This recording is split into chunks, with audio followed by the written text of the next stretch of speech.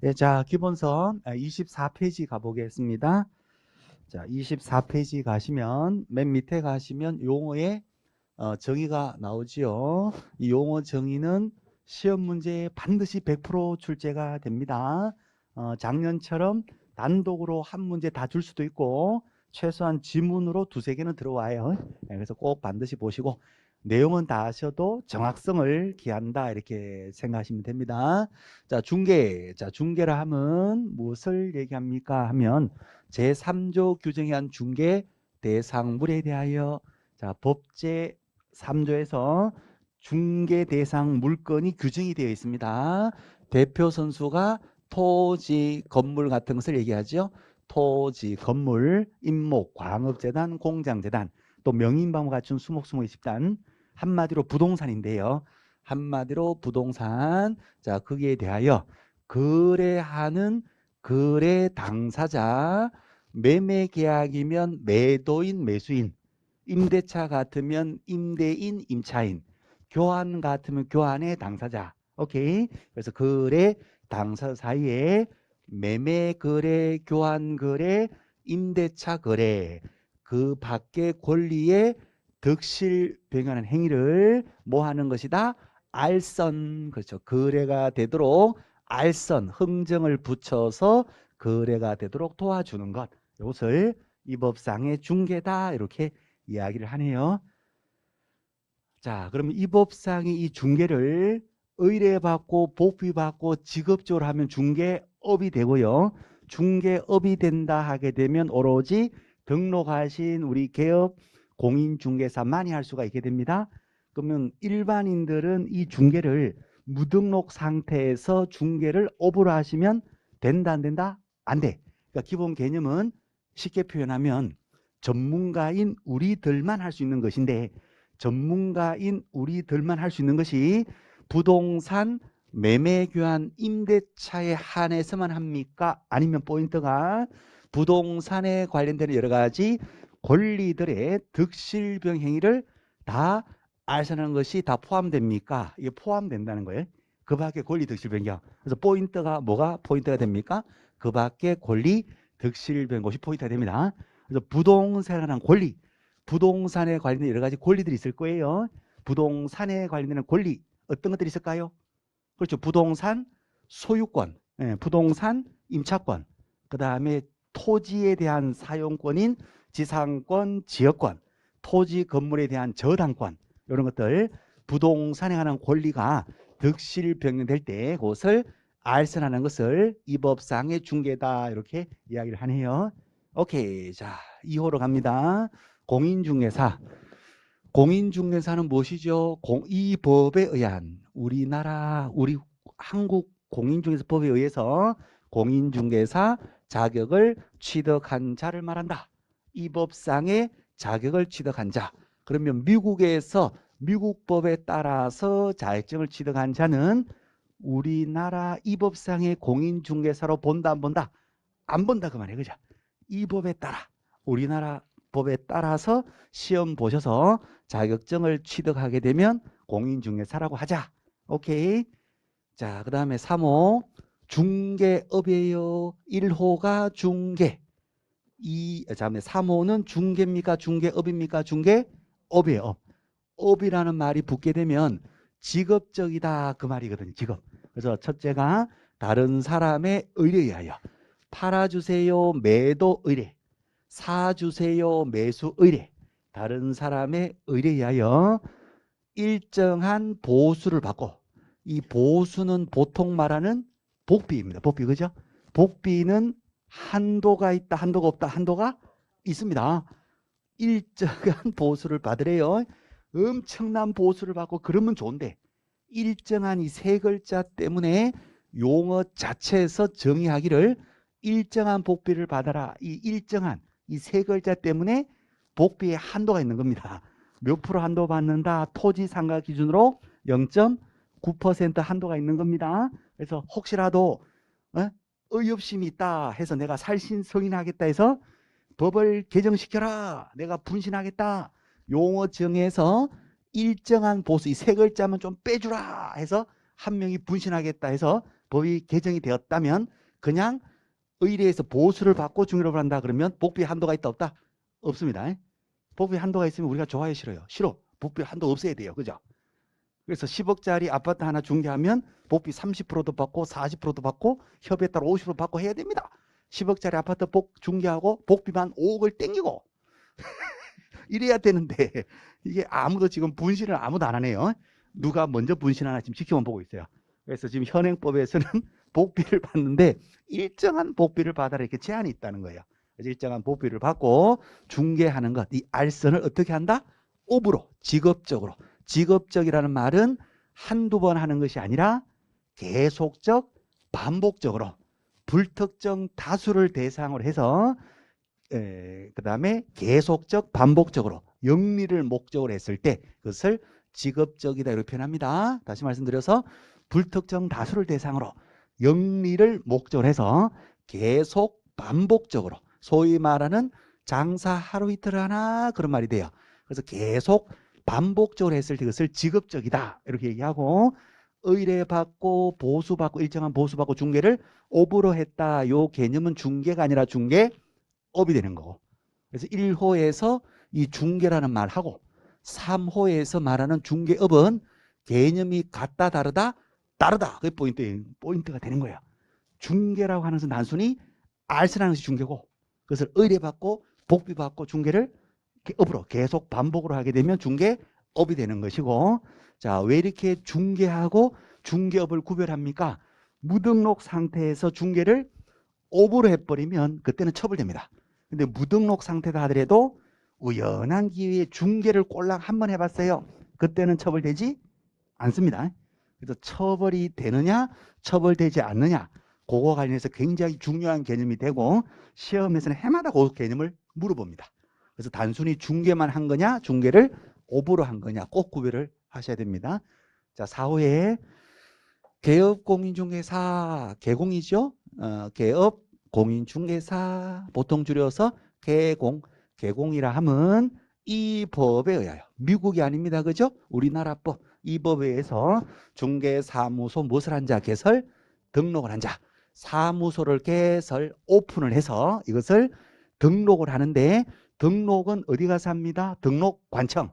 등록관청은 이 사무소를 두고자 하는 시군 구청장이 되겠죠. 그래서 사무소 오픈해서 시군 구청에 가서 등록을 하면 법적으로 무엇이 된다? 개업 공인중개사. 이 개업 공인자 되시면 부동산 중개를 무엇을 할 수 있다? 업으로 할 수가 있게 됩니다. 자, 만약에 등록을 하지 않은 무등록 상태에서 부동산 중개를 했다. 이때는 처벌된다 했어요. 3년 3천. 자, 그래서 등록한 자를 개업 공인중개사라고 합니다. 오케이. 별거 없지요? 별거 없어요. 별거 없는데 시험에서 개업을 하면 이 법에서 사무소에서 등록을 한 공인중개사를 말한다. 이렇게 출제가 됐거든요. O다 X다. 이게 X 할 수가 있어야 됩니다.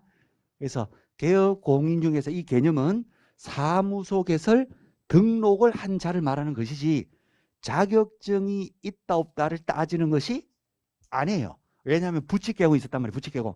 복덕방 할아버지 부칙개공은 자격증이 없지만 당시에 중개를 했었거든요. 당시에 등록을 했었거든요. 그래서 등록이 되어 있으면 부칙개공도 등록되어 있으니까 개공에 포함이 되는 겁니다. 그래서 개공의 개념은 자격증이 있다 없다 그 개념이 아니라 등록을 했다 안 했다 이 개념이라는 거. 오케이. 자, 됐습니다. 이제 넘어갈게요. 오케이. 자, 그 다음 페이지 오른쪽 메뉴에 가시면 직원이 두 종류가 나오는데요. 내용 다 아실 겁니다. 자, 그래도 또 보는 거예요.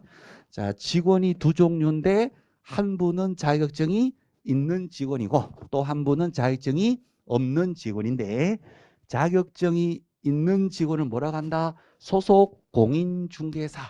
줄여서 소공.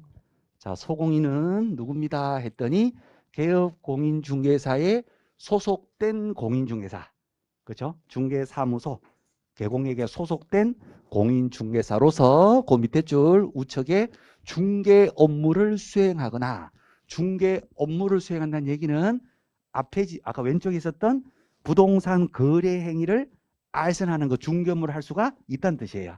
그래서 소공인은 물건 중개할 수도 있고 물건 중개를 위해서 설명할 수도 있고 나중에 거래가 되면 계약서 작성할 수도 있고 또 확인 설명했다는 증거로서 확인 설명서도 작성할 수도 있고 자 중개 관련해서 부동산 거래 신고 실거래가 신고도 해줄 수도 있어요. 방문 신고.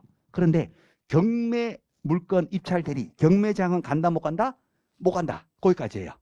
나이스.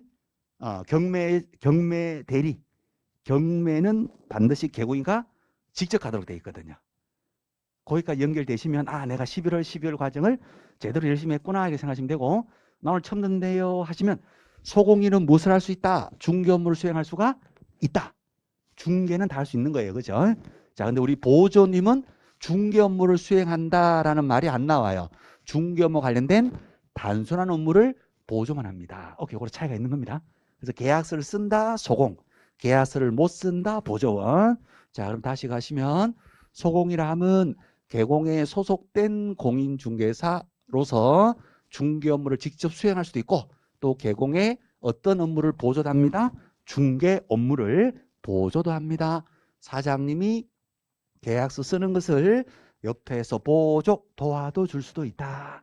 오케이. 자, 가로 열고 개공인 법인 사업자가 있거든요. 개공으로 등록할 때 개인 사업자로 등록할 수도 있고 회사를 만들어서 조합을 결성해서 법인 사업자로 등록할 수도 있는데 그 법인 사업자에 소속된 공인중개사로서 사원 또는 임원도 공인중개사 소공에 포함이 된다, 제외가 된다? 포함. 시험 잘 나옵니다.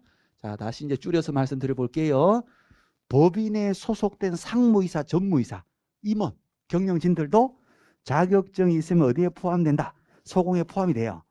그럼 자격증 있는 상무는 계약서를 쓴다, 못 쓴다? 쓴다. 자격증 있는 전무이사도 소공에 포함되니까 계약서를 쓴다, 못 쓴다? 쓴다. 근데 자격증이 없는 상무는 소공에 포함될 수가 없어. 자격증이 없으니까. 그럼 어디로 간다? 중개? 보존에 불과한 거야. 그러면 자격증이 없는 상무는 계약서를 쓴다, 못 쓴다? 못 쓴다. 나이스. 자, 그래서 법인의 임원 사원으로서 공인중개사가 포함된다는 거. 오케이, 됐습니다. 자, 마지막 6호. 중개보조원. 보조원은 뭐가 아닌 자로서 공인중개사가 아닌 자로서 개공에 소속이 돼요. 뭐만 합니다. 현장 안내, 물건 보여주고 일반 서무, 커피 타고 녹차 타고 대장 등기부 띄우고 이런 일반 서무, 개공의 중개 업무를 보조하는 것이 아니라 중개 업무 관련된 단순한 업무만 보조합니다. 포인트가 중개 업무 보조가 아니라 단순 업무 보조, 현장 안내, 일반 서무 같은 단순한 업무를 보조하는 자를 중개 보조원이다 이렇게 얘기하네요. 그럼 중개 보조원은 중개 업무를 보조할 수 있다. OX, X가 됩니다. 계약서 쓰는 것을 도와주는 것이 아니라 커피 타는 것을 대신 타주고 커피 타고 대장 등기부 띄는 거 현장 안에 운전하는 것을 대신 해주는 거예요. 예, 다 아시겠니까 그렇습니다. 자, 그래서요 용어의 정의를 보셨습니다. 자, 제2조 용어의 정의입니다. 내용은 굉장히 쉬운데 시험은 꼭 출제가 되니까 정확하게 보시자 하는 거. 자, 그래서 중개라고 하는 것을 쭉 한번 전개를 다시 해볼 테니까 필기하실 필요도 없고요. 용 쓰실 필요도 없고 그냥 편안하게 보시고 이해하시면 됩니다.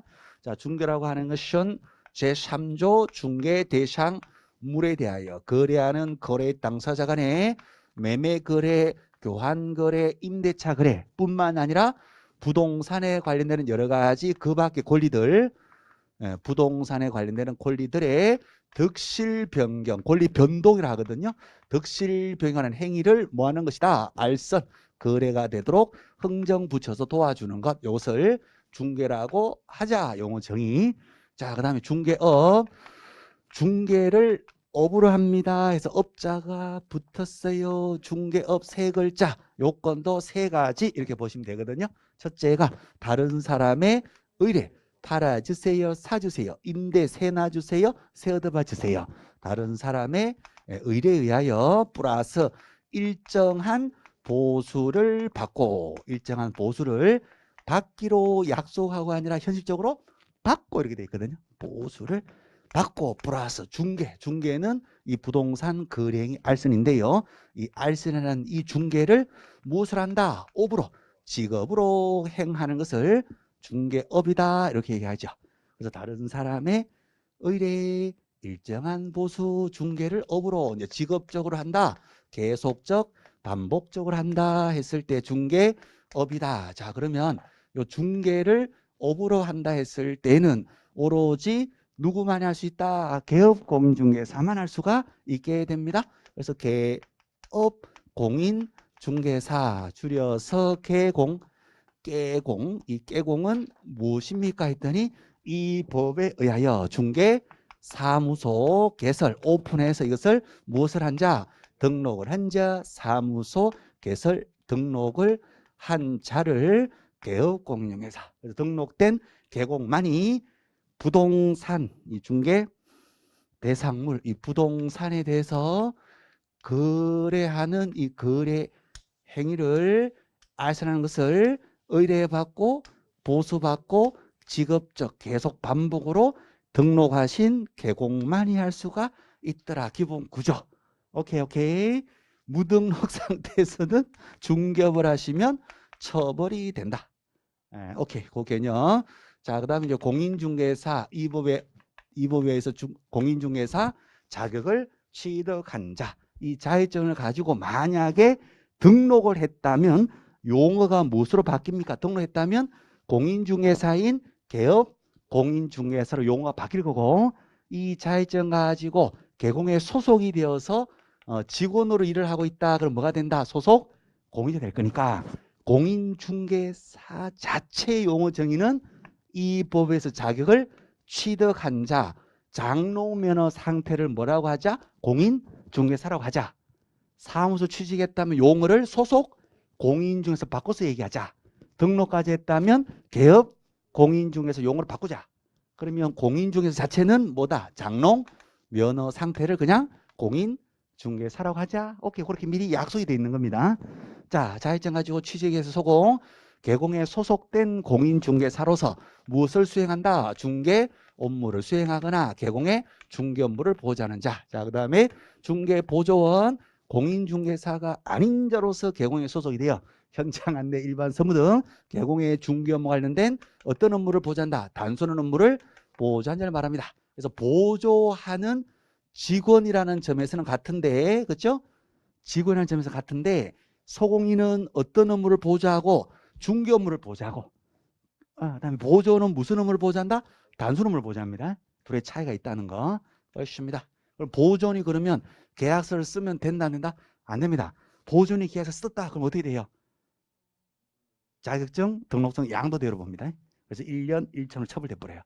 자, 그리고 이제 보존이 계약서 쓰고 복비도 받고 지 맘대로 막 사장님 몰래 보존 혼자 다 해버렸다. 그때는 무등록 중개업으로 처벌돼요. 그때는 3년 3천으로 처벌됩니다. 어쨌거나 보존은 절대로 계약서를 못 쓰게 돼 있어요. 법적으로 그렇습니다. 현실은요. 다 씁니다. 잘 씁니다. 현실적으로 다 합니다. 근데 법적으로는 안 된다는 거예요.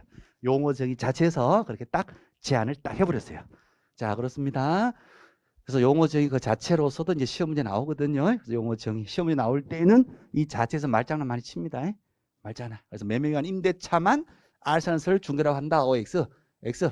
매매기간 임대차뿐만 아니라 그 밖의 권리에 덕시병 행위 다 중개에 대해서 포함되고, 중개업을 하면 의뢰받고 중개를 업으로 한다면 틀려요. 일정한 보수를 받아야 됩니다. 또는 일정한 보수를 받기로 약속만 하고 돈 주세요 요구만 한 상태라도 중개업에 해당된다. OX, X 뭐 이런 식으로 말장난 치듯이 많이 나와요. 시험에.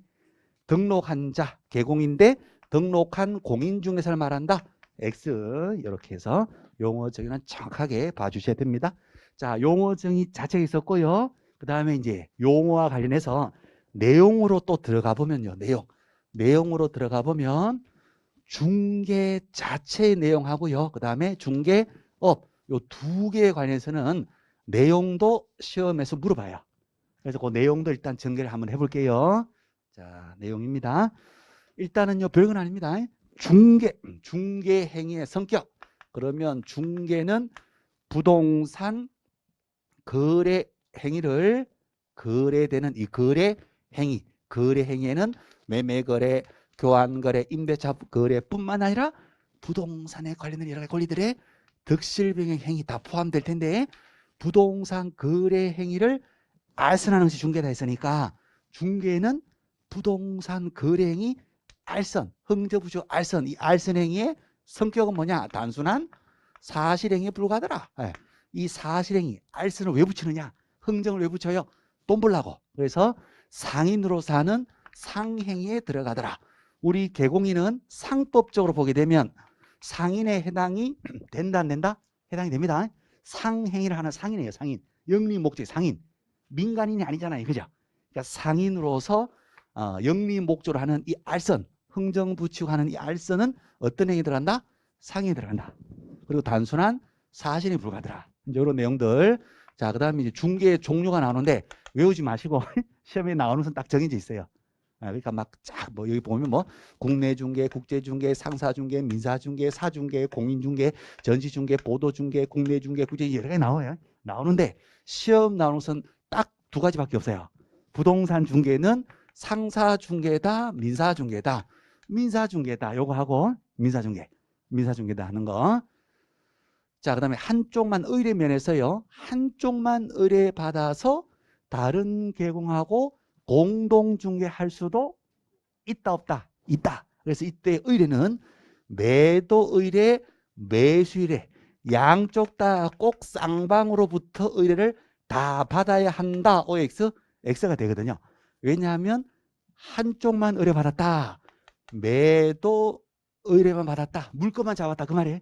하더라도 고객만 잡고 있는 사람하고 다른 경우하고 공동 중개할 수도 있거든요. 그래서 이때 의뢰는 쌍방뿐만 아니라 한쪽만 의뢰 받아서 하는 것도 중개에 해당이 된다는 해당이 된다. 한쪽만 의뢰 받아서 하는 중개를 쌍방 의뢰 중개, 일방 의뢰 중개 뭐라고 합니다? 일방 의뢰 중개라 해요. 그래서 일방 의뢰 중개도 중개에 해당이 된다. 이 두 개입니다. 이 두 개만 보시면 돼요. 나머지 설명은 드릴 텐데 어쨌거나 시험은 이 두 개입니다.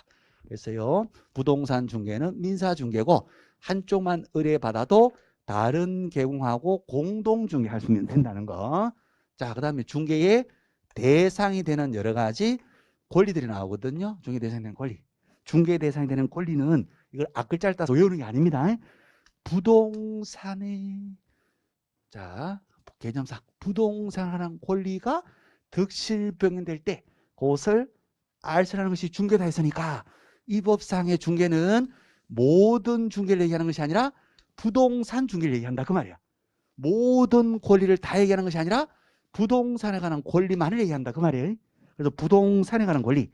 자, 중개대상에 대한 권리는 부동산에 관한 권리로서 그것이 거래가 될 때 알선을 하기 때문에 부동산에 해당되는 권리가 거래가 가능해야 되고 알선, 중개도 가능해야 됩니까? 그렇습니다. 그렇죠. 그래서 그 부동산 권리로서 거래 가능하고 중개 가능한 권리가 최종적인 중개 대상에 되는 권리에 해당되고 이 권리 득실병 행위를 의뢰받고 돈 받고 집주하려면 누구만이 할 수 있다? 등록한 경우만이 할 수가 있다. 자, 그러면 부동산 권리가 아닌 동산질권, 동산에 관한 권리, 동산질권은 부동산 중개의 대상이 된다 안 된다? 안 된다. 그렇죠? 거래가 되지 않는 법률의 규정, 법률의 규정에 따라서 거래 행위, 법률 행위가 아니라 법률의 규정에 따라서 부동산 권리의 득실병이 끝나버렸다. 상속. 상속 같은 경우는 거래가 아니에요. 아버지가 아들에게 야 내가 사망을 할 때 너한테 줄까? 그랬더니 청약했더니 아이고 뭘 이런 걸 다 하고 승낙을 해야지 상속이 이루어집니까? 아니면 사망하면 바로 민법 997조 법률의 규정에 따라 바로 상속이 됩니까? 사망 상속이 되는 거예요. 그래서 이런 것들은 거래 대상이 아니거든요. 그래서 이런 것들은 거래 가능성이 없기 때문에 중개 대상도 되지 않는다. 상속 판결. 판결도 법률의 규정이거든요. 그래서 이런 것들은 중개 대상이 안 된다. 자, 중개가 가능해야 됩니다. 그렇죠? 그래서 거래가 안 되는 것들은 중개할 수 없더라. 행정재산 같은 거. 시청 건물, 도청 건물이지만, 그죠? 국가가 행정상 지금 사용되고 있는 재산들, 이런 것들은 지금 현재 거래가 안 되는 거거든요. 그런 것들을 중개할 수 없더라. 이렇게 됩니다. 그래서 성격하고 종류하고 대상이 되는 권리 요 정도인데요. 여기에서 요 대상이 되는 권리는 여기 민법하고 관계돼. 민법하고도 관계되니까 민법 지금 열심히 하고 계시잖아요. 그죠? 민법 지금 사실 거의 다 됐잖아요. 그죠? 자, 어쨌거나 민법이 되시면 굉장히 수월해지고 민법이 안 됐다 하더라도 지금 보시면 대충 느낌은 오시게 돼 있어요. 자, 그다음에 중개업에서는 아무것도 아니에요. 중개업에서는 포인트가 무등록 상태에서 중개업을 하게 되면 뭐가 된다? 처벌된다. 근데 무등록 상태라도 단순히 중개까지 하는 것은 허용이 된다고 봅니다. 예, 그렇게 해서 포인트를 잡으시면 됩니다. 자, 그럼 우리 교재 한번 보실게요. 자, 교재 보시면 일단은 용어의 정의를 보셨고, 그 다음에 오른쪽 페이지 25페이지. 자, 25페이지에서 중개가 나와요. 이제 내용상으로 이런 내용들입니다. 중개 별거 아닙니다. 제3종 기준 중개대상물 거래당사는 매매임대차 그 밖의 권리의 득실비 행위를 뭐 하는 것이다? 알는 것이다. 자, 중개대상 물건은 법제 3조에서 나옵니다. 3조 이따가 또 볼 거예요. 다음 시간에. 제3조에서 토지, 건물, 그 밖의 토지의 정착물, 임목, 광업, 공장이나 이런 것들이 있다. 이런 것들이 중개 대상물에 들어간다. 한마디로 부동산이다. 그것이 거래가 돼야 되겠죠. 거래 행위를 우리가 알선하는 것인데, 거래 행위는 매매기간 임대차뿐만 아니라 부동산에 관련된 여러 가지 권리들의 득실병의 행위도 중개 대상이 되는 행위에 들어간다. 오케이. 그 밖의 권리. 자, 그래서요 밑에 동글뱅이 2번이 있습니다. 동글뱅이 2번에 보시면 부동산에 관한 여러 가지 권리들이 있는데 어떤 권리들이 있습니까 했더니 토지에 대해서 지상권 또는 지역권, 또 토지 건물에 대한 전세권, 다 부동산에 관한 권리입니다. 저당권, 담보 물건으로서 부동산을 담보로 잡았다. 뭐라고 얘기한다? 저당권. 동산을 담보로 잡았다. 뭐라고 해요? 동산 질권. 오케이. 그러니까 저당권이란 말 자체가 부동산에 관한 권리다. 그 말이거든요. 그래서 여기에 대해서 여러 가지 권리 득실 병행을 아시는 것도 중개에 해당이 된다. 지상권은 뭐예요? 지역권은 뭐예요? 전세권은 뭐예요? 저당권은 뭐예요? 이것이 다 어디에서 공부하시는 것이다? 위에서 공부하신 그 내용 그대로입니다. 그래서 지상권은 뭐예요? 하면 타인의 토지를 쓸 수 있는 권리. 별거 아닙니다. 별거 아니에요. 타인의 토지를 쓸 수 있는 권리 지상권. 그래서 갑이가요. 갑이가 땅을 소유하고 있어요. 갑 소유 땅인데 을이 갑 땅을 빌려가지고 건물을 짓고 거기에 부모님 모시고 살고 싶어요. 이 땅을 팔아라 할 거예요. 원래는. 팔아라 했는데 이 땅을 갑이 안 판대. 팔아라 했는데 안 팔아. 어떻게 하시면 됩니까? 때려버려야지 그냥. 왜 안 파냐고. 근데 죽어도 안 판대. 죽어도. 그럼 어떻게 하면 어쩔 수 없이 이 좋은 자리. 부모님이 그렇죠? 건강이 안 좋으시네. 이 땅이 아주 좋은 자리네요. 지기가 오고 천기가 내려오고 막 그런 땅인가 봐요. 그래서 팔아라 안 판대. 그럼 어떻게 하냐? 빌릴 수밖에 없죠. 빌려야 돼 이제. 그래서 을이 갑한테 그러면 땅을 요만큼만 빌려주라. 빌려주면 요만큼 빌려가지고 건물 주택을 짓고 우리 부모님 모시 살다가 부모님 돌아가시고 하면 땅 당연히 이제 너한테 용의권도 주고 건물도 소유권 줘버릴게. 땅 좀 빌려주라. 견관 건물 짓겠다. 몇 년 빌려주라? 30년만 좀 빌려주라. 석조 건물 몇 년 빌려주라? 15년만 좀 빌려주라. 기타 공장은 몇 년? 5년만 좀 빌려주라. 일단 민법입니다. 민법. 그러니까 민법에서 했던 내용이 똑같다는 걸 말씀드린 거예요. 자, 그래서 있잖아요. 만약에 30년 빌려주라. 오케이. 30년 빌려서 건물 지고 살다가 부모님 돌아가시고 뭐 이렇게 되면 그죠? 용의권도 돌려주고 건물도 줘버릴게. 오케이. 그리고 토지 사용료 지료라고 하거든요. 지료는 1년에 2천만 원씩 줄게. 한 달에 뭐 200만 원 해서 2,400 줄게. 오케이. 자, 이렇게 둘이서 약정을 했다면 땅을 빌려주고 빌려서는 약정했다면 이 약정을 뭐라고 한다? 지상권 설정 계약이다라고 어디에서 한다? 민법에서 얘기하는 거예요. 자, 민법에서 조금만 더 가볼게요. 자, 어려운 거 아닙니다. 민법에서 조금만 더 가볼게요. 둘이 아까처럼 약정에 따라서 자, 약정에 따라서 지상권이 설정됩니다. 약정 지상권. 계약에 따라서 계약으로 정해서 지상권을 설정할 수도 있죠. 자, 또 하나가 약정이 아니라 법정, 법률의 규정. 법률의 규정에 따라서 지상권이 건물 주인에게 인정되는 경우도 있습니다. 민법에서. 오케이. 어떨 때 인정됩니까? 그래요. 그럴 때 인정이 돼요. 그래서 토지하고 건물이 동일인 소에 있다가 땅 주인하고 건물 주인이 원래 같았어요. 세상 원시적으로 같을 필요는 없지만 어쨌거나 지금 현재 같아요. 같은데 땅하고 건물 주인이 같다가 이것이 뭐 저당권 실행으로 건물이 경매만 건물만 경매로 넘어갔거나 또는 토지만 경매로 넘어갔거나 아니면 둘 중에 하나만 처분해서 팔았거나 그런 식으로 해서 처음에는 땅 주인하고 건물 주인이 동일인 소에 있다가 이렇게 되다 보니까 땅 주인하고 건물 주인이 달라져 버렸어요. 그럴 수 있거든요. 우리나라는 토지하고 건물을 하나로 본다, 별개로 본다. 두 개로 별개로 봐요. 그러다 보니까 별거 아닌데 처음에는 동일인 소에 있다가 나중에 땅 주인하고 건물 주인이 달라질 수 있단 말이에요. 자, 그랬을 때 땅 주인이 건물을 철거를 하게 되면 이 건물 주인은 토지 사용권이 없으니까 땅 주인한테 땅 주인이 건물 철거를 하면 대항을 한다 못한다? 못해. 그래서 건물을 철거해야 되는 경우가 발생이 됩니다.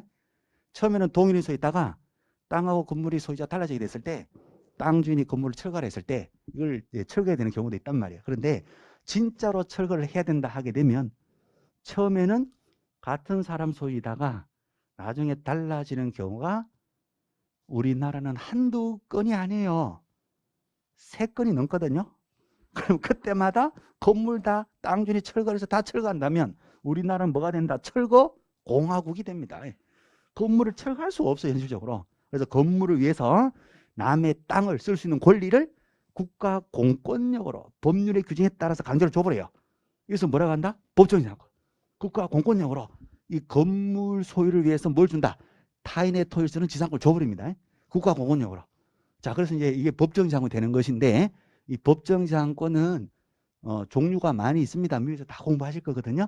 민법 305조 전세권 관련해서 법정지상권이 있고 민법 366조 저당 관련해서 법정지상권이 있고 또 가담법 10조 임무법 제6조 그 다음에 성문의 규정이 없다 해도 관습법상의 법정지상권이 있어요.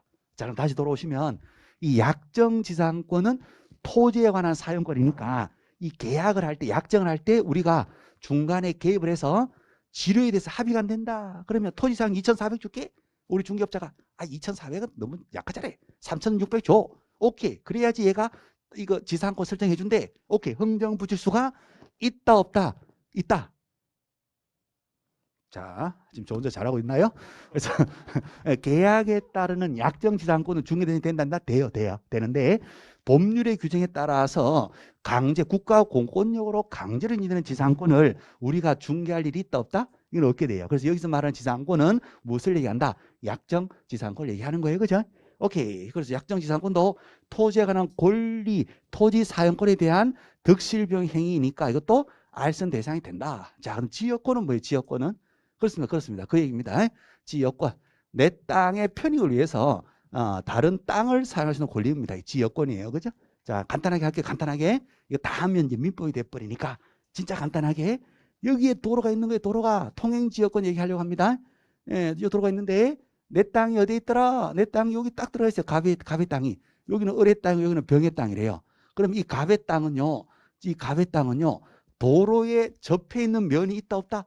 없잖아요. 도로가 없잖아요. 도로 없는 땅을 뭐라고 합니까? 보통 맹지 땅이라고 합니다. 맹지, 맹꽁이 땅, 장림 땅이다. 예, 이렇게 얘기합니다. 맹지. 예, 그래요. 자, 이 맹지는요. 땅에 편익이 있다 없다? 없어. 쉽게 표현해서 땅이 쓸모가 없어. 왜? 건물을 못 지어요. 도로가 있어야지 건물 허가가 나오거든요. 그러니까 도로가 없으니까 건물을 못 짓습니다. 여기 집 짓고 부모님 모시고 산다 못 산다? 못 살아. 땅이 쓸모없는 땅이 돼요. 맹지 땅 팔아보셨나요? 이거 팔리지도 않습니다. 맹지 땅 팔아먹기가 못생기고 한쪽 눈이 없는 남동생 장가 보는 것보다 더 어려워 이게. 그렇다니까 맹지 땅 못 팔아요. 못 팔아. 안 팔아. 안 파는 게 아니라 못 팔아. 안 사. 자, 그럼 어떻게 됩니까? 이 땅의 편익을 위해서 쓸모없는 땅을 쓸모 있는 땅으로 바꾸려고 해요. 그럼 어떻게 했나? 도로를 이제 내야 되지. 길을 내야 되잖아요. 길을 내야 되는데 을한테 그러면 가서 얘기합니다. 을아, 요 땅 요만큼만 빌려주면 내가 길을 내 가지고 이제 쓸모 있는 땅으로 바꿔 가지고 건축 허가 받고 건물 짓고 부모님 모시 살 거예요. 땅 좀 빌려주라. 을이 싫어. 그러면 안 되는 거예요. 을이 그래 좋다. 또는 을이 그냥 땅을 줘버리게 너한테. 나도 같이 살자. 우리 결혼하자. 뭐 그럴 수도 있어요. 소유권의 위기. 자, 이제 그럼 미국에서 공부해요. 자, 그러면 둘이서요. 요만큼 땅을 길 내는 데 필요한 땅을 빌려주기로 약정을 했다면 뭐가 된다? 지역권 설정 계약이 되는 겁니다. 그럼 요 땅을 뭐라 한다? 편익을 필요하는 땅을 민법에서 요 역지라고. 요 역지. 서비스가 필요한 요거 되는 땅. 그다음에 편익을 제공하는 이 을의 땅을 뭐라 한다? 성역지라고 해요. 자, 그러면 요역지, 성역지, 요역지를 위한 성역, 통행 지역권이 설정이 됩니다. 이때 우리 토지에 관한 권리니까 우리 토지 전문가가 중개할 수 있는 권리에 해당이 된다, 안 된다? 해당이 된다. 일반인들은 이거 중개업을 하시면 된다? 안 돼. 토지에 관한 권리잖아요. 일반인들이 했다? 무등록 중개업으로 처벌됩니다. 토지 전문가, 우리 부동산 전문가만이 지상권이든 지역권이든 이런 것들을 우리가 중개할 수 있는 것이고, 나이스 브라보. 전세권, 전세금을 맡기고 타인의 부동산을 사용하고 수익할 수 있는 권리잖아요. 전세권 당연히 되고, 저당권은 부동산 담보물권이거든요. 아파트를 은행 가서 담보를 제피고 돈을 빌려요. 이걸 뭐라고 한다? 저당권. 자, 시계나 반지 같은 동산을 전당포에다가 맡기고 돈을 빌려다가 써요. 이걸 뭐라고 한다? 동산질권. 질권은요, 동산질권을 전제로 하는데요. 질권은 옛날에는요, 전당포에다가 동산을 맡기고 돈을 빌려다 쓴다 해서 옛날에는 전당권이라고 했어요. 전당권. 근데 전당권, 이거하고 부동산 저당권하고 발음이 비슷하잖아요. 그래서 지금은 전당권 대신에 뭐라고 한다? 동산질권이라고 해요. 질권. 그 시계 반지를 질 잡은 물이 되죠. 질물이래요. 질물. 사람을 인질로 맡기면 그것을 인질이라고 해요. 질자, 담보질자입니다. 오케이. 그래서 동산이라는 그 물건, 동산 물건을 담보로 제피고 전담파서 돈 빌렸다. 이것을 질권. 자, 그러면 동산 질권은 우리 부동산 중개업하고 관계 있다, 없다? 없다. 그러면 아파트 담보 잡는 아파트, 부동산 담보 잡는 저당권은 우리하고 관계된다, 한다? 관계가 된다. 그래서 저당권은 중개세에 되는 거예요. 자, 조금만 더 가볼게요. 저당권도요, 약정 저당권이 있고 법정 저당권이 있습니다. 법률의 규정에 따라서 저당권 자금으로 보는 게 있어요. 땅을 빌려가지고, 그죠? 건물을 지었는데 차임을 안 주는 거라. 그래서 땅 주인이 건물을 압류해버려요. 압류하면 저당권을 설정한 수로 본다라고 미분이 나와요. 자, 그럼 어쨌거나 그 내용을 떠나서 저당권도 약정 저당권이고 법정 저당권이 있나 봐요. 그러면 여기서 말하는 저당권도 약정 저당권을 얘기할 거예요. 법정 저당권을 얘기할 거예요. 약정 되는 것을 우리가 중과시 때리게 됩니다. 오케이, 나이스. 됐어요. 자, 그 다음에 알선하는 것이다 하는 거. 자, 넘어갑니다. 아, 그렇구나. 그런가 보다. 그렇구나. 민법 조금만 되면 아주 쉬워지겠구나. 자, 그 다음에 다음 페이지로 넘어갑니다. 별거 아니에요. 자, 26페이지로 갑니다. 26페이지. 중개행위의 성격은 전문가로서 중개하는 것은 독자적인 자기 활동을 하는 거고, 법률행위다, 사실행위다. 사실행위에 불과한 겁니다. 민법 판례 보시면 별표 하나 치실게요. 중개행위 동글뱅이 빵. 중개행위. 행위에다가 동글뱅이 빵 치시고, 중개활동. 중개행위는 알선행위. 이 자체는 뭐다? 사실행위에 불과합니다. 사실행위에 불과합니다. 요 결론이에요. 자, 그러면 여기다 하나 써줘도 됩니다. 중개계약. 중개해 주세요. 청약. 우리 집인데 팔고 싶어요. 팔려고 하니까 중개 좀 해주세요. 청약. 거기에 대해서 그래요. 제가 전문가로서 중개해 드릴게요 하고 승낙을 합니다. 그래서 중개해 주기로 약속을 체결합니다. 중개계약. 이제 5회 중개계약. 우리 중개사법에는 저번 달에 공부하신 분이다 하면 두 가지가 있어요. 그죠? 하나가 일반 중개계약, 또 하나가 전속 중개계약. 자, 그러면 중개계약은 청약과 승낙으로 이루어지는 중개계약입니다. 자, 이거 뭘 눌러야 되나 이거? 자, 됐다. 자, 그러면 중개계약입니다. 중개계약은 청약과 승낙으로 이루어지는 사실행위다, 법률행위다. 아니요.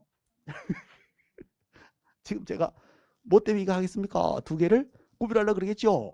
그래서 중개행위, 활동 자체는 단순한 사실행위에 불과한데, 중개해주는 약속, 중개계약은 사실행위다, 법률행위다. 이거는 법률행위 들어가요. 법률행위. 그래서 두 개를 구별합니까? 해서 시험에 한 번씩 물어봐요. 근데 이제 앞부분에 중개라는 글자가 두 글자 같기 때문에 이게 헷갈리거든요. 그래서 한 번만 딱 이렇게 인식을 해주시면 됩니다. 중개계약 자체는 법률행위인데, 중개행위, 각각의 활동 자체, 대장 띄고, 등기부 띄고, 운전하고 하는 거, 현장 안내하고, 이것은 단순한 사실행위에 불과하더라. 오케이. 됐어요. 그렇게 하시면 돼요. 결론은 간단합니다. 그럼 이제 혹시라도 질문을 하실까봐 말씀드릴게요. 그러면 사실행위하고 그럼 법률이 어떻게 다릅니까? 이렇게 얘기할 수가 있잖아요. 그죠? 질문할 수가 있는데, 민법 시간에 첫 시간에 해요. 민법 시간에. 그죠? 첫 시간에 하는 거예요. 법률행위는 무엇을 필수 불가결의 요소로 한다? 의사표시. 자, 그래서 청약과 승낙하는 의사표시를 필수 불가결의 요소라는 법률 요건을 뭐라고 한다? 법률행위라고 하고, 청약, 승낙 필요 없다. 준법률행위 뭐 이런 것들은 사실행위, 준법률행위 들어갑니다. 그러니까 사실행위 같으면 쉽게 표현하면 청약, 승낙, 의사, 법률행위, 법률의 일정한 효과 발생을 목적으로 하는 청약과 승낙, 의사표시가 필요하지 않는 영역보다 단순한 사실행 영역이고, 효과를 목적으로 하는 의사표시가 반드시 있어야 되는 것을 뭐라고 한다? 법률행위라고 합니다. 그러니까 청약이라는 의사표시, 네가 사겠느냐, 내가 사겠다, 승낙이라는 의사표시, 여기 있습니다 하면 법률행위 되는 거예요. 그러면 단순하게 흥정 붙일 때 청약과 승낙이라는 의사표시는 필요 없는 영역이에요. 예컨대 대장을 띄어봐서 물건을 확인합니다. 대장하고 나 사이에 청약과 승낙 의사표시 필요가 있다 없다? 없어. 아유 대장 아엠 개공. 내가 너를 통해서 면접 확인해도 되냐고 대장한테 물어봤더니 대장이 예 그러세요 해서 청약 승낙으로 법률행위로서 확인했다. 이거 말이 안 되는 거예요. 대장 띄워서 뭐 전용 면적 84제곱미터네. 베란다 문 열어보고 전망 좋네 이렇게 확인하는 것이지. 그 베란다 문하고 나하고 의사표시 필요 없어요. 대장하고 나하고 의사표시 필요 없단 말이에요. 자, 근데 중개해 주세요 개공님. 알겠습니다. 의뢰인님 할 때는 의사표시가 필요한 거예요. 그죠? 그래서 의사표시, 청약, 승낙 합주를 이루어주는 것이 계약이거든요. 그래서 중개계약은 일반 중개계약이든 전속 중개든 모두 당연히 법률에 들어가고, 중개행위 활동 자체는 모두 단순한 사실에 불과하다 하는 거. 그래서 중개행위 여기다가 동그라미 빵 치시면 됩니다. 오케이, 나이스 됐어요. 그렇게 보시면 됩니다. 자, 그 다음에 상행위, 우리는 상인이고 상인으로서 영리 목적으로 하는 행위니까 어디에 들어간다? 상행에 들어간다. 오케이. 자, 결론. 중개행위의 성격은 단순한 독자적인 자기 활동이지만 단순한 사실행위에서 어디에 들어간다? 상행에 들어간다. 결론은 간단합니다. 됐죠? 이제 더 하면 지겨울 거예요. 그죠? 그래서 사실행위면서 상행이다 하는 거. 자, 그럼 중개의 종류가 나오는데, 자, 여기에서요. 민사중개 별표, 민사중개 시험 나옵니다. 이거는 별표. 자, 민사중개는 무엇을 얘기하는 거예요? 상인과, 다시요. 민간인과 민간인 사이. 민사니까 민간인하고 민간인 사이에 일반적인 거래 행위하는 것을 알선을 해요. 이것을 뭐라고 한다? 민사중개 합니다. 민간인하고 민간인 사이에 부동산 매매를 해요. 이걸 중개했다 뭐다? 민사중개. 민간인하고 결혼한데 혼인을 알선했다. 이것도 뭐다? 민사중개. 자, 그러면 여기에 대응해서 민간인 대상이 아니라 상인을 대상으로 해서 이쪽 상인하고 저쪽 상인하고 상거래, 상행위하는 것을 상거래 터도록 도와줬어요. 예컨대 도매 상인하고 소매 상인을 연결합니다. 시골에 있는 옷가게 소매 상인데 도매로 동대문 옷가게 도매상한테 물건을 딱 띄워가지고 물건 팔잖아요. 그죠? 근데 신설을 딱 했는데, 개업을 막 했는데 동대문에 좋은 도매상을 몰라. 그러면 어떻게 한다? 거기 가서 동대문 좋은 도매상 있는데 연결해 드릴까? 소개를 좀 주시고 연결해 드릴까? 그리고 이제 나중에 장사 잘 되면 나중에 어떻게 해주고 이런 식으로 해서 동대문 좋은 도매상하고 시골의 소매상 옷가게를 서로 연결해주고 상거래 터도록 계속 도와주는 거예요. 이걸 무슨 중개라 했다? 상사중개, 상사중개. 상인하고 상인 사이에 상거래 틈을 도와주면 상사중개. 이 상사중개 이외에 모든 중개를 전부 다 민사중개를 합니다. 민사중개. 그럼 부동산 중개는 도매상, 소매상을 대상으로 하는 게 아니라 일반 민간인 대상이란 말이에요. 그래서 결국은 결론은 간단합니다. 부동산 중개는 상사중개다, 민사중개다, 민사중개다. 오케이, 결론만 딱 잡으시면 돼요. 나이스. 자, 그 다음에 넘어가시면 상사중개 나오는데 볼지도 마시고, 상사중개는 사인과 사인 사이 상거래 트는 것을 알선하는 것을 뭐다? 상사중개. 부동산 중개는 상사중개다. OX, X. 부동산 중개는 뭐다? 민사중개. 자, 그래서 우리 혹시 이제 저번 달에 공부하신 분들 중에서 그래서 중개계약의 성격 혹시 기억나십니까? 중개계약, 일반 전속 중개의 성격은 민사중개계약입니까? 상사중개계약입니까? 민사중개계약. 또 낙성, 분료식 계약. 중개계약은 낙성, 분료식. 유상계약이고 쌍무계약. 위임과 유상계약. 요거 기억나시면 나 진짜 머리가 좋구나. 네? 내가 진작 이 정도 했으면 서울대 법대를 갔을 텐데 이렇게 생각하시면 되고, 저번 달에 들었는데 아무도 기억이 안 나요. 괜찮아요. 아무것도 아닙니다. 아무것도 아니니까. 자, 여기에서 일단은 민사중개는 민간인 대상, 상사 중개는 누구 대상? 상인 대상. 그럼 부동산 중개는 민간인 대상. 무슨 민사 중개 끝. 오케이. 자, 그 다음에 의뢰에 따라서요.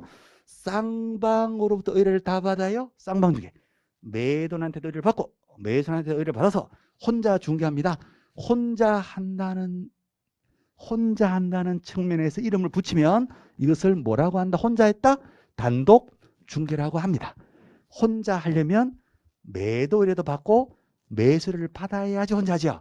그래서 양쪽 다 의뢰 받았다. 의뢰 면에서 이름을 붙이면 무슨 중개했다? 쌍방 의뢰 중개했다라고 표현해요. 같은 말로 쌍방 중개 이렇게 표현합니다.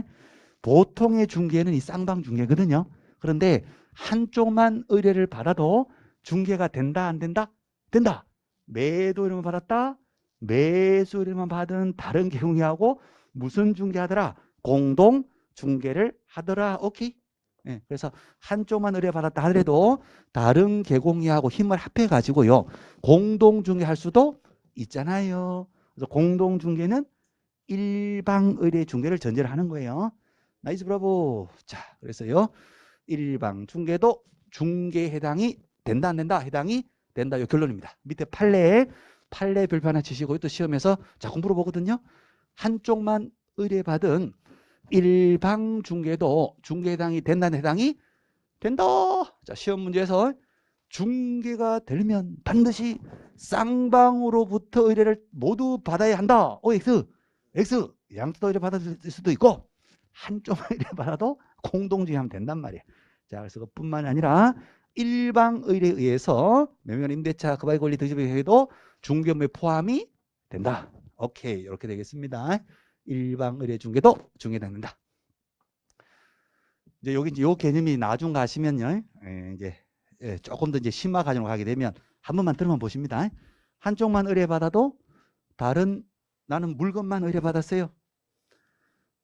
매수인만 의뢰 받은 매수인을 찾고 있는 중개 사무소가 있고 저는 물건만 의뢰 받았어요. 물건만 잡고 있어요. 전화해서 친구야, 거기 혹시 매수인이냐? 친구야 잘 됐네. 여기는 물건이 없고 매수인만 있는데 잘 됐네. 나는 물건만 있고 매수인이 없는데 우리 힘을 합해서 영의, 처리, 크로스, 아이젠버그로 변신해볼까? 변신해보자. 그래서 우리 힘을 합해가지고 또 손님 데리고 이쪽으로 와라. 저 물건 보여주고 공동중개 같이 중개해서 복비는 각자 의뢰인에게 따로따로 받기로 하자. 이거 가능하다 불가능하다? 가능하다. 자, 그러면 한쪽만 의뢰받아서 공동중개하는 것도 중개 해당이 된다. 사고 났어요. 사고 나면 중개 사고다 안 중개 사고다. 중개 사고다 했을 때 중개업의 보증기관 보험회사도 책임을 같이 진다 안 진다? 책임을 같이 진다. 그래서 공동중개하다가 사고 나게 되면 그렇죠? 공동개공 이쪽 개공에 보험회사도 책임지고 저쪽 개공에 보험회사 책임지고 결국은 나도 책임지고 여기 개공도 책임지고 각각 보험회사도 책임지고 다 넷이서 다 공동 책임을 지게 돼요. 나이스 브라보. 자, 그거 하나 보증기관에서 책임을 진다. 중개사고니까 그거 하나 하고요. 또 그자가 만약에 공동중개하는 그 상대방 그 사람이 개공이어야 합니까? 무등록 중개업자여도 됩니까? 개공이어야 합니다. 한쪽만 의뢰받아서 하는 것도 중개해당 되고 여기도 한쪽만 의뢰받아서 공동중개 하잖아요. 여기도 중개해당 되니까 이것을 오브를 하려면 누구여야 된다? 개공이어야 해요. 그럼 개공들끼리는 공동중개가 된단다? 돼. 근데 무등록 중개업을 하는 자 불법 불합하고는 공동중개하면 된단다? 안 돼. 이것도 일방 중개도 중개에 해당되니까 얘가 무등록이어서는 안 되거든요. 그럼 무등록 중개업을 한 자 얘는 3년 3천원 처벌되고 무등록 중개업자인지 알면서 협력한 이 개공은 뭘로 처벌된다? 금지행위 43조에서 무등록 불법으로 알면서 의뢰를 받거나 그에게 자신의 명의를 이용해서 협력행위한 거 금지행위 중에서 그금의 친에 걸려 친구. 그래서 1년 1천을 처벌돼요. 여기는 무등록이면 3년 3천. 알고도 협력한 이 개공은 1년 1천. 이렇게도 연결이 됩니다. 야, 여기까지 진짜 이해되시면 따라오시면 나이스 사장님 브라보 나이스 따봉이에요. 사모님 나이스예요. 진짜. 그렇게 연결되구나. 그래서 일단은 이 개념 자체가 나중 가면 중요한 개념인가 보다. 그래서 시험에서 자꾸 나오나 보다. 오케이. 쌍방 의뢰뿐만 아니라 한쪽만 의뢰받은 것도 중개해당이 되니까 이것도 누구만이 할 수 있다? 오로지 개공만이 부동산 전문가만이 할 수가 있다. 이렇게 결론이 되게 됩니다. 지금 여기까지 대충 이해하시면 됩니다. 오늘 처음 봤는데요. 아이고 복잡네? 누가 중개법을 쉽다 그랬어, 쌍. 아니요, 이거 어려운 거 아니에요. 처음 들으니까 낯설어서 그런 것이지 내용이 절대 어려운 거 아닙니다. 그래요. 자, 그래서 이제 결론은 같다는 결론은 일방 중개도 중개 해당이 된다. 자, 그 다음에 넘어갈게요. 이제 시험 문제 나올 수 있는 것은 요 두 개라 했어요. 하나가 부동산 중개는 민사 중개다. 또 하나가 한쪽 머리 받아도 중개 해당된다. 다음 중개대상의 권리 이렇게 되고 종류는 요 두 개가 시험 나오고 밑에 거는 시험이 안 나옵니다. 그래서 밑에 거는 편안하게 보시면 돼요. 참고로 이쪽으로 들으시고 이쪽으로 흘리시면 됩니다. 전시중개 사무소 앞에다가 정보만 공개한 거예요. 부동산 사무소 앞에다가 물건 이렇게 붙여놓은 거예요. 붙여놓고 마음이 드시면 직접 계약을 하든지 말든지 알아서 하세요. 정보만 주고 끝내요. 이것을 뭐라고 한다? 전시중개라고 합니다. 이런 물건이 있다. 알려만 주고 끝내는 거예요. 물론 물건 주인한테는 복비는 아니더라도 물건 알리는 대가는 받아요. 네. 자, 전시중개 참여중개는 뭐냐? 물건 정보만 주는 것이 아니라 양쪽 다 거래가 되도록 다 참여해서 계약서까지 다 써주는 거예요. 이걸 뭐라고 한다? 참여중개.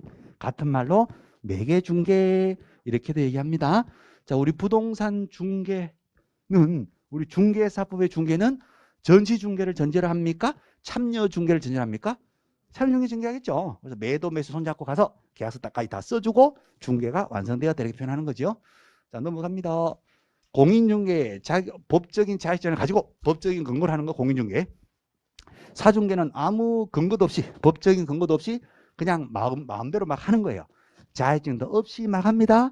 무등록 중개업소 처벌될 수가 있게 돼요. 그래서 사중개 하시면 안 되고 무슨 중개 하셔야 된다? 공인중개를 하셔야 되고. 자, 그다음 주체수에 따른 구분. 혼자 해요, 단독으로 해요, 무슨 중개? 단독중개. 두 명 이상이 힘을 합합니다. 공동중개. 힘을 합할 때 이제 정보망을 통해서 정보를 주고받기도 합니다. 오케이. 자, 물건이 한국 안에 있다. 무슨 중개? 국내 중개. 물건이 외국에 있다. 국제 중개. 자, 외국 물건에 대해서 우리 중개사법이 적용이 된다 안 된다? 적용되지 않는다. 외국 물건은 외국법이 적용됩니다. 오케이. 나이스 브라보. 그래서 한국 물건에 대해서만 국내 중개일 때 이 국내법이 적용되는 거예요. 자, 그렇게 보시면 되고요. 자, 그다음에 4번요. 중개 대상인 권리, 부동산에 관한 권리입니다. 그래서 이거 그냥 이해만 합니다. 그냥 눈으로만 이게 보시고 아까 말씀드린 내용 그거 또 중복이 되거든요. 그래서 편안하게 보세요. 부동산 소유권 중개 대상이 된다 안 된다? 된다. 부동산 임차권 중개 대상이 된다 안 된다? 된다. 자, 용익 물건 타인의 부동산을 사용 수익하는 쓸 수 있는 권리입니다. 쓸 수 있는 권리로서 물건이에요. 용익 물건, 지상권 타인의 토지를 쓸 수 있는 권리, 지역권 나의 요역지의 편의를 위해서 승역지를 쓸 수 있는 권리, 전세권 전세금을 맡겨놓고 타인의 부동산을 사용하고 수익하는 권리. 그렇죠? 중개 대상이 된다 안 된다? 된다. 그래서 되느냐 안 되느냐 판단 OX만 할 수 있으면 되는 겁니다. 나이스. 자, 넘어갈게요. 담보 물건으로서의 자, 오른쪽 페이지 맨 위에 저당권은 부동산 담보 물건이거든요. 그래서 저당권도 중개 대상이 당연히 된다. 된다. 자, 그럼 밑에 판례가 나오는데 판례는 별표 쫙 쳐주시고 별판 5개 치셔도 됩니다. 이게 웬만하면 시험 나오거든요. 그래서 한번 읽어봅니다. 판례 2조 1호 용의 정의에서 말하는 그 밖의 권리 득실병 행위를 아시라는 것이 중개다. 자, 그래서 2조 1에서 말하는 요 그 밖의 권리, 이 그 밖의 권리는 그 권리는 저 아파트 같은 부동산을 담보 잡았다 저당권이라 한다 그 말이에요. 저당 같은 부동산 담보 물건도 포함이 되고 안 되고 저당권 포함이 되고 그 저당권 설정이 금전 소비대차선에 부수해서 이루어졌다 하더라도 달리 볼 것도 아니다. 그러니까 중개 대상에 해당이 된다 안 해당이 된다. 자, 쉽게 말씀드려 볼게요. 아무것도 아닙니다. 아파트를 저당을 잡았어요. 왜 내 아파트를 저당을 잡혔나요? 은행 가서 아파트 저당 잡히고 돈 빌린단 말이에요. 그럼 아파트 저당을 왜 잡혔어요? 돈 빌리려고. 은행에 갔어요. 은행 가서 이제 채무자 쪽에서 이쪽에서 얘기해 볼게요. 은행 갔습니다. 나 아파트 담보제 필요했어요. 그럼 은행 직원이 얼마가 필요합니까? 아니, 돈은 필요 없어요. 그냥 아파트 담보만 제필 거예요. 삐, 청원 경찰이 달려옵니다. 이상한 사람이 왔다고.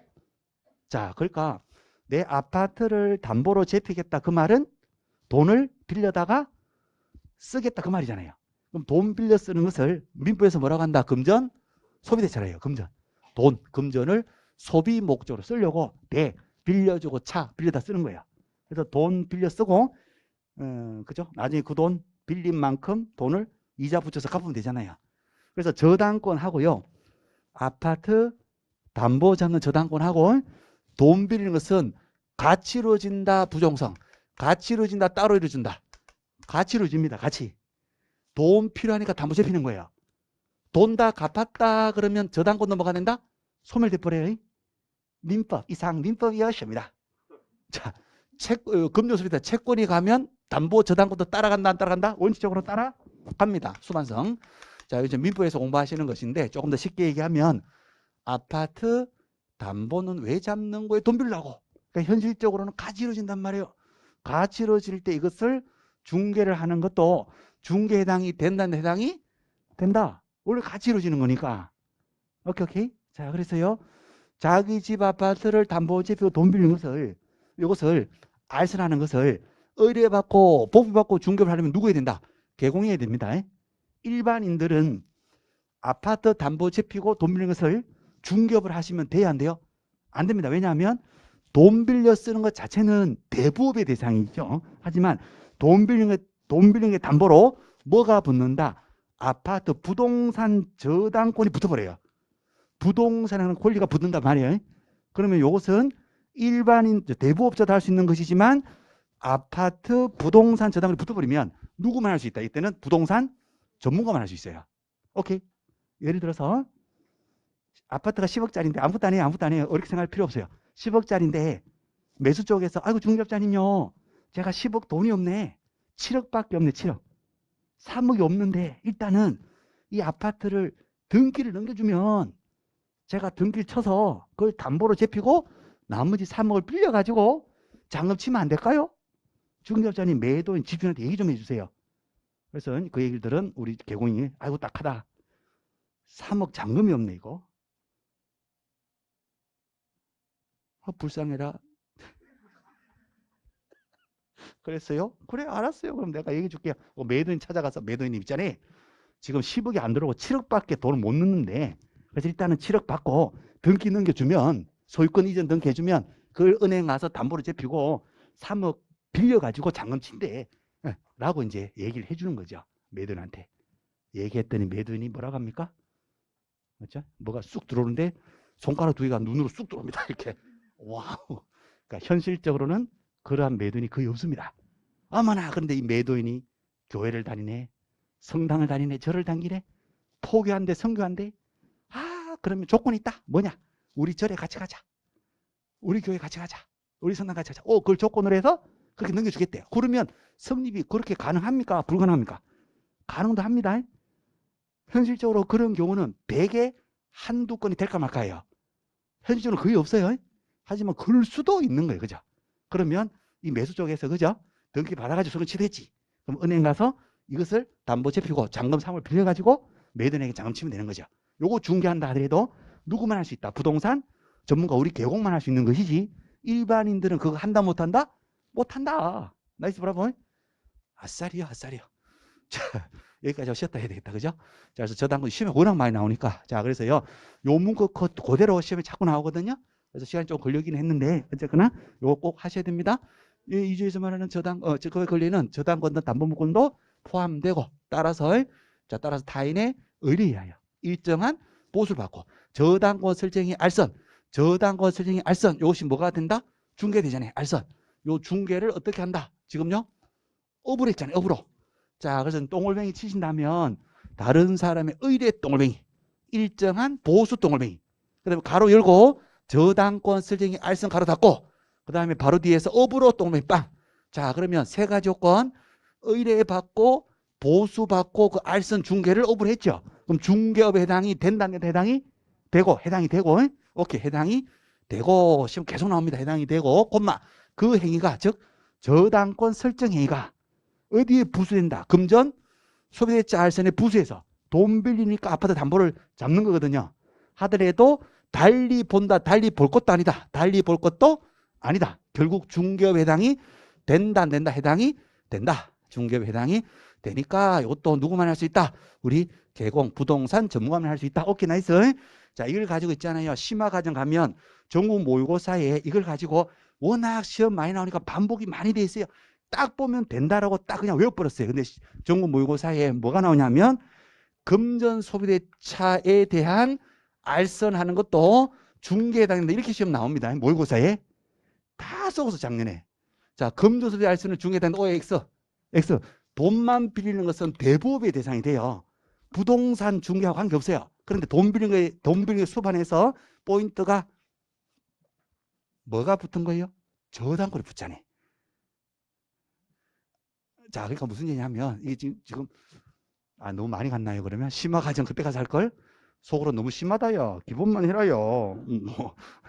자, 그래서 금전 소비차만 돈 빌리는 것만 알선하는 것은 중개가 아닙니다. 그런데 금전 소비 부수에서 뭐가 붙었다? 저당권이 붙었잖아요. 부동산 담보물권 붙었잖아요. 그럴 때 뭐가 된다? 중개 대상 해당이 된다 하셔야 돼요. 네. 그러니까 금전 소비차 무조건 이렇게 하지 마시고 여기에 부수에서 뭐가 붙었다? 부동산 저당권이 붙은 거예요. 그랬을 때 부동산 중개대상이 된다. 됐죠? 그렇게 하시면 됩니다. 자, 좀 쉽게 해요. 일단 시간이 갔으니 좀 쉬었다가 보겠습니다. 예. 자, 용어제는 거의 다 했고요. 이제 조금만 쉬었다가 이제 마무리하고 중개 대상물로 갈 거예요. 자, 쉬었다 합니다.